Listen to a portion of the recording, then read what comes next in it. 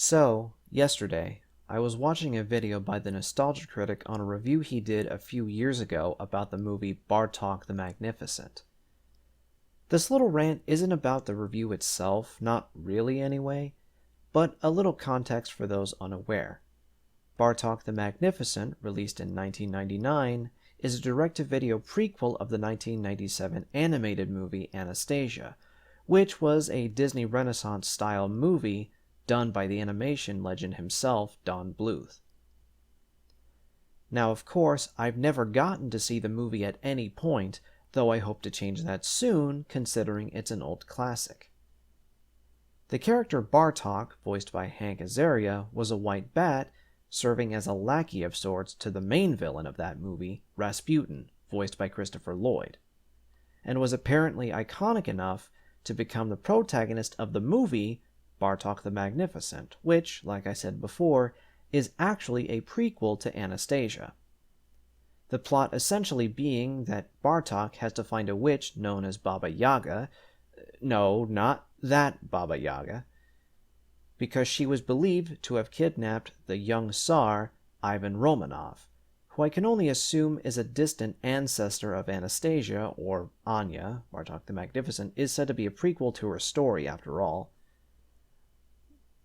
When Bartok meets Baba Yaga, voiced by Andrea Martin, one of several voice actors returning from Anastasia, she makes him pull a few errands for her, which he does.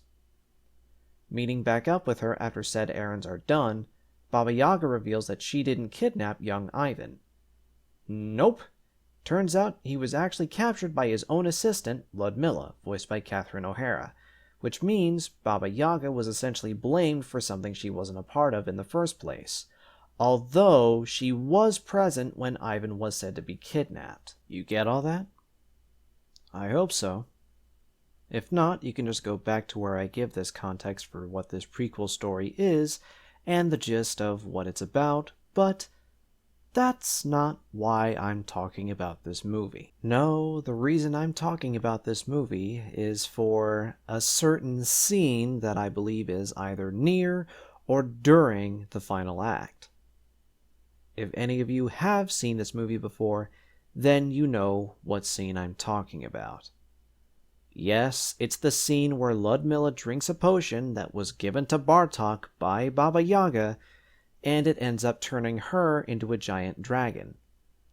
Now, knowing that this movie was directed by both Don Bluth and Gary Goldman, the both of which also directed Anastasia, by the way, I don't think it's too out of the ordinary for the villain of a Don Bluth film to be a dragon.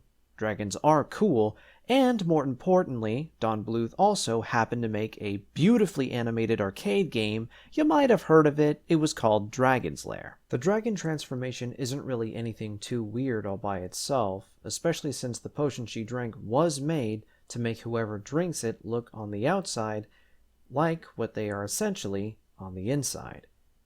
In Ludmilla's case, she's revealed to be the true villain, and she's kind of a treacherous royal vizier type of character, essentially like a female version of Jafar from Aladdin, so the potion turns her into a giant winged beast, which I think is pretty cool, but more specifically, I want to talk about the transformation itself.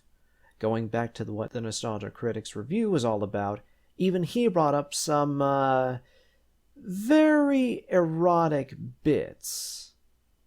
But one thing he did say about how erotic the transformation itself can be to some people, that got me thinking.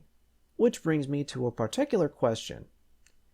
If people do get turned on by something like Ludmilla's boobs expanding, only for them to somehow no longer exist when she fully becomes a dragon, why is it worth complaining about? I mean, people have different kinds of kinks, but you don't see me going out of my way to be a total shithead about it.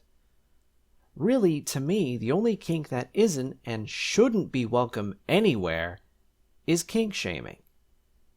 And I'm pretty sure I'm not the only one who thinks that either. Yes, there are people who get turned on by shaming others for having a specific kink, and ever since I found out that was a thing, it has bothered me for such a long time. For me, it's kind of like racism. A lot of people are fighting to make it stop, and yet it still stays. Why is that? I honestly don't have an answer for that because I'm still trying to figure out how things like racism, or in this case, kink shaming, is still a thing, but it really shouldn't be. If people have a certain kink, there shouldn't be anything wrong with that. Not to mention, kink shamers are the ones who are weird, and I actually don't mean that in a good way. But then again, you're listening to someone who uses a female anthropomorphic fennec fox with blue hair as their fursona. And I'm sure that doesn't really bother anyone except anyone who gets sick enjoyment out of wanting to make me feel bad for having one. Look, the point I'm trying to make is, just because certain parts of Ludmilla transforming into a dragon are kind of erotic, I don't think it's fair to judge that scene so harshly. I mean, hell, people find Jessica Rabbit so attractive, you don't see me giving those people shit for it. I guess at the end of the day, what I'm trying to say is this. If you have a particular kink, that is okay. Don't be ashamed of having that kink. I'm sure no one's really being bothered by that, as they have no reason to be. But if anyone says that a kink is weird, my response to that is, if you see someone hating another person's kink for absolutely no goddamn reason at all, then those are the kind of people you should be angry at. Kink shaming has no place on the internet or anywhere really. Because I hesitate to call it a hate crime, but at the same time, it's such an issue for me, it might as well be one.